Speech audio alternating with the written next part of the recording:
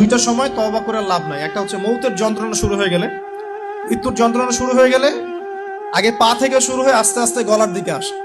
হাদিসে যেমনটা এসেছে, সূরা ওয়াকিয়ার মধ্যেও আছে যে পায়ের দিক থেকে যন্ত্রণা শুরু হয়ে আস্তে আস্তে আস্তে আস্তে এই গলার দিকে আসে, এবং আত্মাটা গলার এখানে যখন চলে আসে, এখান থেকে মালাকুল মউত আত্মাটাকে নিয়ে চলে যায়। এবং চোখ দিয়ে তাকিয়ে থাকে মানুষ। রুহটা চলে গেলে মানুষ চোখ দিয়ে তাকিয়ে থাকে, দেখবেন এই কারণে মৃত ব্যক্তি তাকিয়ে থাকে, চোখ খোলা থাকে। এবং তখন আসমান থেকে সিঁড়ি নামিয়ে দেওয়া হয়, ওই সিঁড়িতে করে আত্মা চলে যাচ্ছে, ও তাকিয়ে দেখে যে আত্মা চলে যাচ্ছে। এবং মানুষ মারা যাওয়ার পরে চোখ জীবিত থাকে অনেকক্ষণ।